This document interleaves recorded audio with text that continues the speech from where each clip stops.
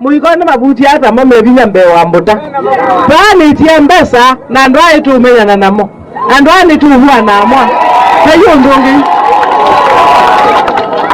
na ningu mwita na ndio mukenga ningu itaanda ke baba abudha muke ni mutraini kuicha mbuta muke ni mutraini kuicha mabuti nikaratu kwa minana na ndwa sasa tutajipangia wewe sanataka kusema hapa tumechoka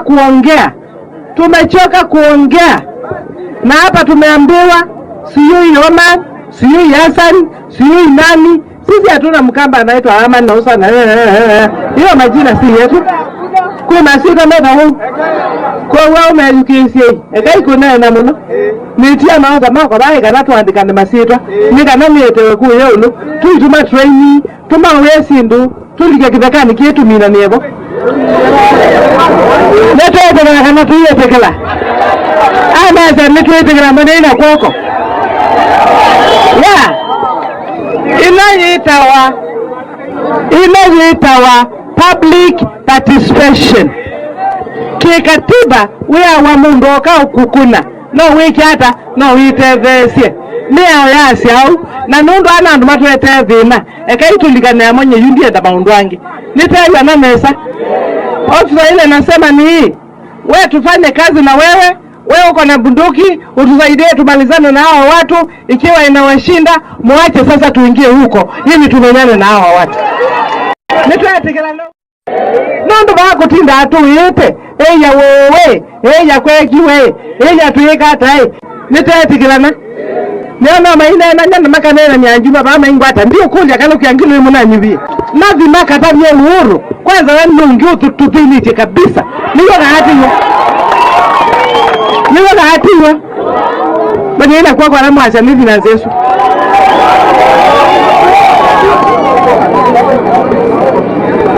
nina kunya mwenda tuikiata na mwandavya na nevi kwiko kana muina ambia tuyumbanye tindika tumina nenda nimwambie na eba ningamia mwasio na tafadhali oneba muina mabuti tafadhali ningutia mbesa ba muimu mbuta na mbuta mwenyeki ya mavai na mavai na ku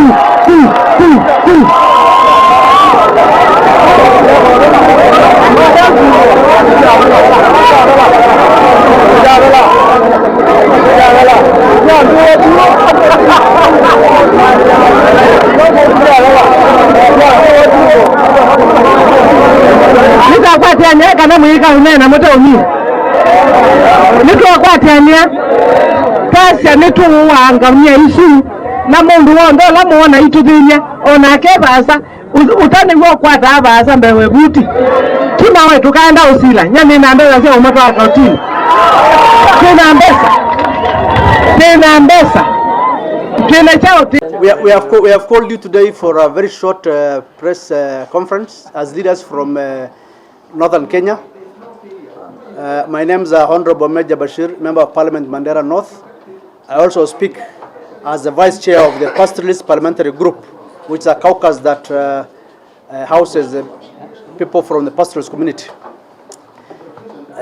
With me is Honorable Ali Wario, is also a Member of Parliament from Buda constituency. He's also a chair of one of the committees in Parliament. Honorable Ahmed Kolosh, Member of Parliament Wajir West. Honorable Hire, Member of Parliament Lagdera. Honorable Abdi Omar from Balambala. Honorable Abdi Mude from Leffe constituency. Honorable Omar from Mandera East. I'm sure they will also speak one or two things. The reasons why we are here today is just to address three matters, things that have just come up and very new to us. One is the recent utterances made by Honorable Ngilu, the governor for Kitui County. It is quite sad and unfortunate that somebody of the stature of a governor of a whole county can really speak and incite communities against communities. What Honorable Ngilu spoke about is actually hate speech and amounts to total incitement of communities. It's unfortunate that a governor can say that she will buy arms to arm her people so that they can fight other Kenyans. I want to remind Honorable Ngilu that Kenya is not a failed state. It has government, it has systems, it has security apparatus. If you have issues in your own county that you are unable to manage, which you are aware of, do not divert attention and do not make communities fight one another. Kenyans can move freely anywhere they want. The pastoralist communities, Somalis included, are nobody's guests. We live in every part of this country. And because of the biting drought that has been seen or ravaging parts of northern Kenya, some of these pastoralists are moving to places where they can get respite. Unfortunately, leadership of those areas are inciting and telling their people, chase them, and worst of all, kill them. We are not accepting. And we want the government, through the security agencies, to immediately arrest one Honorable Ngilu for incitement. We want to tell the people of Kenya that those words are not the words of people of Kitui. It is one individual. We have people from those communities living amongst us, very peaceful, hard-working, and we tell them those words don't belong to them. It is for an individual. So we want to call the government of Kenya, especially the Kenya police, the IG and the DCI, to ensure Charity Ngilu is arrested and taken to task. The other issue is the biting drought. It is ravaging parts of northern Kenya and all pastoralist areas. It is worse, and we want immediate government intervention. The intervention of the government currently is actually lackluster, to say the least. The other day we had a meeting, all the stakeholders, they talked of, they require 3.7 billion between September and December. That money has not been released to the various ministries. We ask Treasury to release those funds so that the emergencies of this can be taken care of. So those are the issues that we wanted to address. And thank you. I will give a chance for Honorable Ali Wario to... Moja nataka kusema mimi na mpaka na Kitui. Na tumeishi na watu wa Kitui kwa miaka na mikaka. Huko mzozo ya mpaka katika nchi ya Kenya kwa zaidi ya gatuzi 20. Yanayonishangaza na kunidwaza kabisa ni kwa nini Wizara ya Usalama imechukua mzozo ya mpaka baina ya kaunti mbili ya Tana River na Kitui, wasaidiane na watu wa Kitui kufurusha mifugo ambayo iko Kitui. Manake sisi tunapakana na Kitui, wakati ya ukame mifugo wa Kamba huja Tana River, kwetu kama kuna ukame mifugo wetu huvuka kwenda Kitui.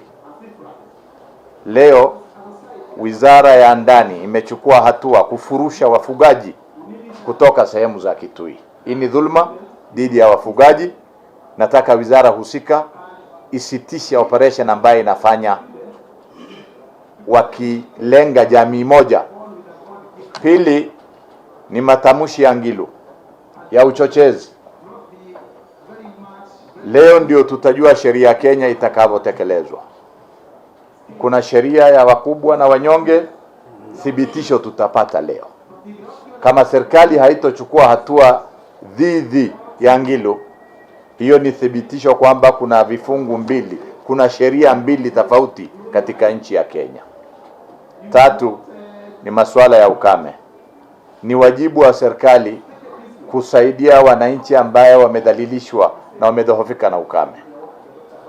Si fursa kwa serikali kuchezea na kudhalilisha mifugo yetu saa hizi kwa sababu ya ukame.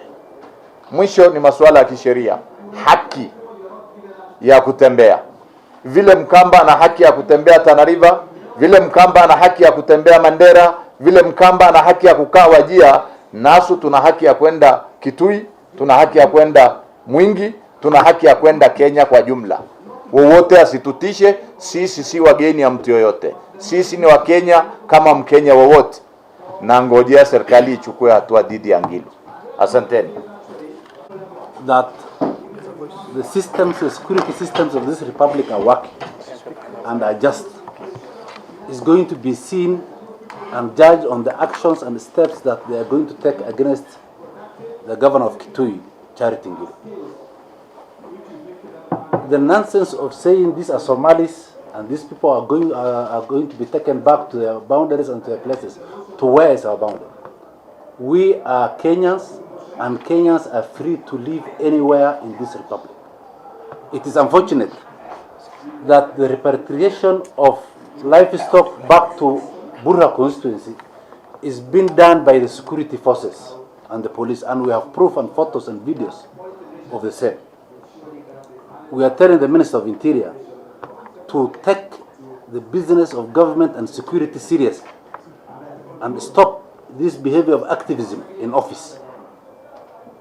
We are telling the IG that if you cannot be a Kenyan who is leading an independent police service, he is behaving like an AD camp of the minister.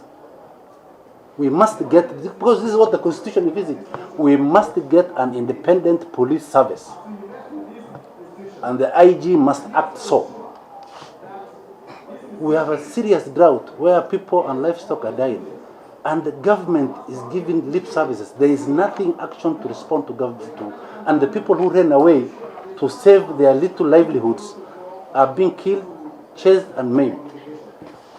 So we are telling the government that, because look at it, only my constituency probably houses over 10,000 people who are of the Kamba speaking. You tell them you are going to kill people here, what will happen to those who are there? That governor, what she's doing today and what she has attempted to do, if she gets away with it, it is going to create chaos, it is going to create killings everywhere. So government must take serious action on the response to the drought and this governor. And specifically, if this governor is not arrested today, then what Matiang'i and his people are telling us, that we all go and arm our people. Because she has spoken and she said she is going to arm her people against the Somalis. We will not wait. If they don't take action, we will do exactly the same. Thank you. Ngoja. Dai tu menyana namo. Andwani tu huwa namo. Na hiyo ndungi. Na nengu mwita na ndio mukenda. Nengu itaanda kama babuda. Muke ni mutraini kuinja mbota. Muke ni mutraini kuinja mabuti. Nika hatu komina na nandwa. Sasa tutajipangia. Wewe ofisa nataka kusema hapa. Tumechoka kuongea. Na hapa tumeambiwa siyui Oman, siyui Hassan, siyui nani. Sisi hatuna Mkamba anaitwa Aman na Usana. Hiyo majina si yetu. Kwa masiro mena huu. Kwa wewe umeedukesia. Eka iko naye na muno. Nitia maafisa mako bae kanatu andikane masiro. Nika nani etewe ku yeulu. Tuituma trainee, tuma wesi ndu. Tulika kitakani kietu mina nebo. Neto yetekela kana tuyetekela. Anasa neto yetekela madina kwoko. Ya. Inayoitawa public participation. Kikatiba wea wa mundu oka ukukuna. No wiki hata, no witethesie. Mia oyasi au. Na nundu anandu matu etethina. Eka itulikane amonye yundia da maundu wangi. Nitaiwa nanesa. Ofisa ile nasema ni hii. Wewe tufanye kazi na wewe uko na bunduki, utusaidie tumalizane na hawa watu. Ikiwa inawashinda, muache sasa tuingie huko ili tumenyane na hawa watu. Nitwayetekela lo. Nondo bakutinda atu ite. Eya wowe, eya kwekiwe, eya tuika tai. Nitwayetekela na. Ndio maina na nyanda makanena ni anjuba bama ingwata ndio kuja kana ukiangilo munanyubi. Mazi makatabye uhuru. Kwanza wanungi ututini kabisa. Niko kahatiwa. Bani kwa na mwacha nizi na zesu.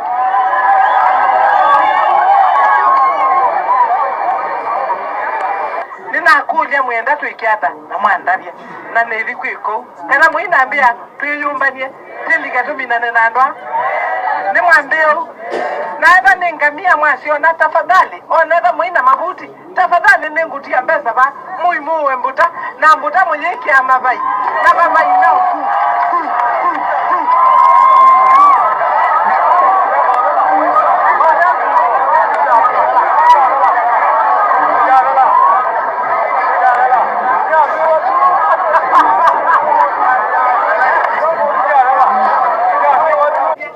I think just like my colleagues have said, first we must also appreciate that Kenya is not a banana republic, the rule of law.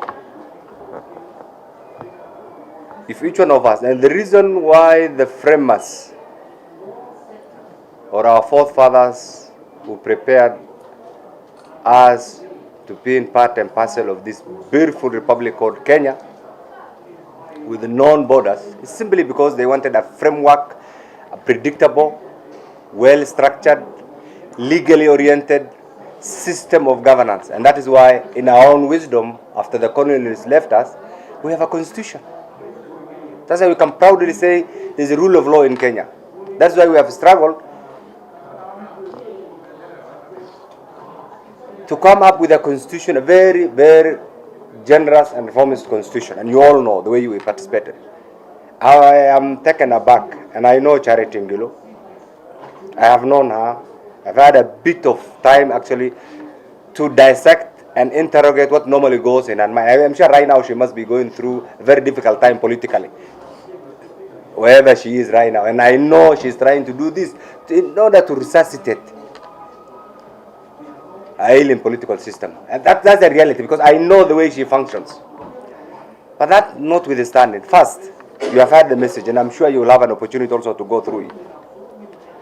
It's a fact that we are all members of one Kenya community, and we have a system of governance.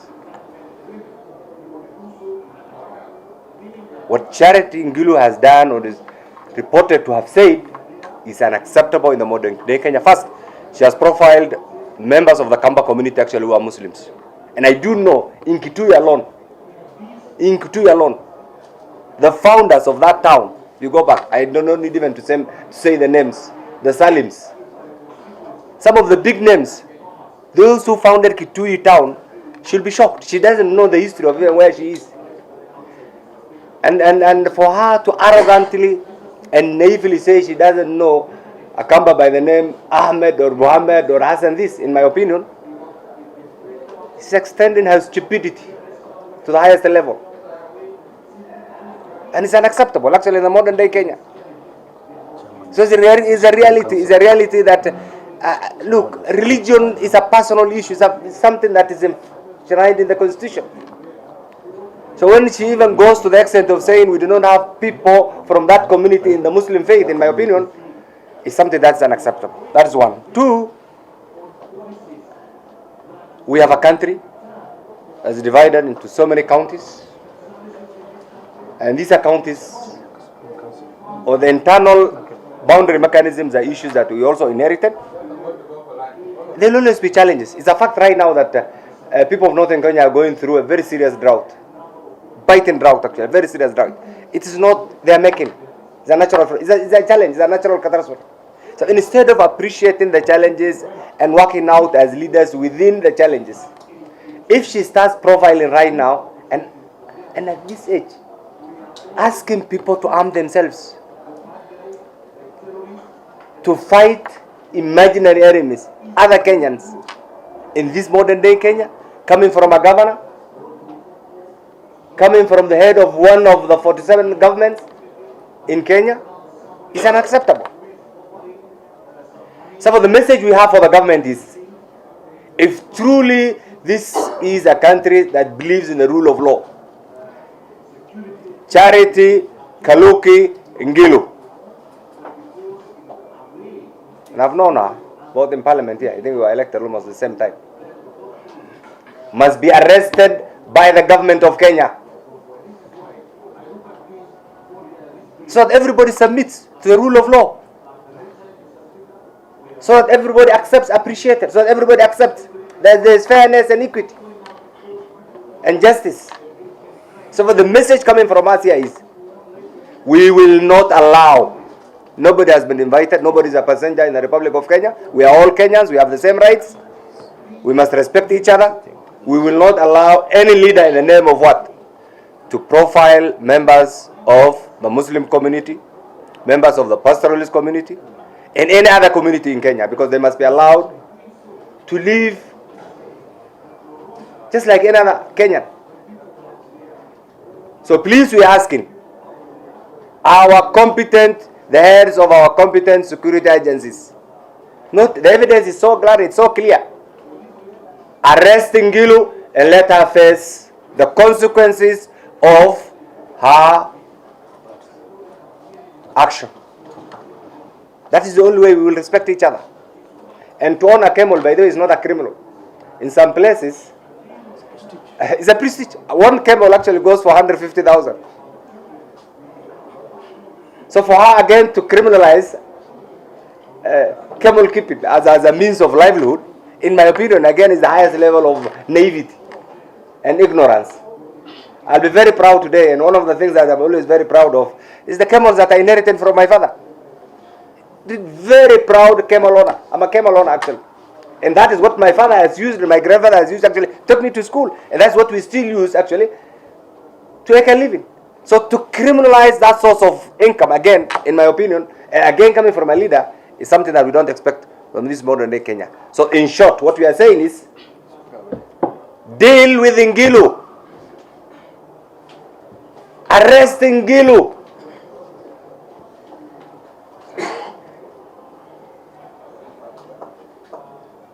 And the government should also empathize and sympathize with the sovereign pastoralist community who are going through a very, very, very serious drought. We want to also appeal to the members of the pastoral community to respect other communities. I know where there is drought. We're also asking them wherever they are, please also respect the residents of the other areas where you are interacting with right now.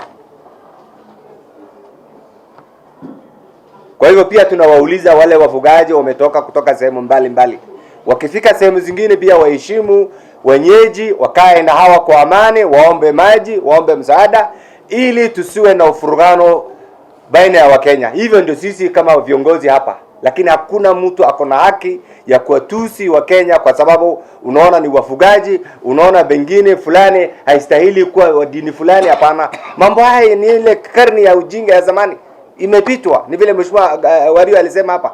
Kwa hivyo Wakenya, ile kitu tunawahimiza ni sharti tuikae kama Wakenya, kama jamii moja. Kama kuna shida mahali fulani, kwa vile sasa hizi tuko na shida sisi wafugaji ile sehemu counties kadhaa kwa sababu ya ukame, ni sio sisi tumesababisha, imeletwa na Mungu. Kwa hivyo tunaomba Mungu pia atupatie fursa ama tupate mvua ili shida haya iishe. Lakini ikiwa hivyo, ni lazima tuangalie sheria, ni lazima tuangalie haki ya Wakenya. Na kwa hivyo tunauliza serikali, Mheshimiwa Ngilu amekosea sheria ya Kenya, amekosea Wakenya, amekosea wafugaji, amekosea Waislamu, amekosea wafugaji. Kwa hivyo tunauliza wale wanahusika na usalama, Madam Ngilu ni sharti aadhibiwe, na ile tunauliza ni lazima apelekwe mahakama. Asanteni sana.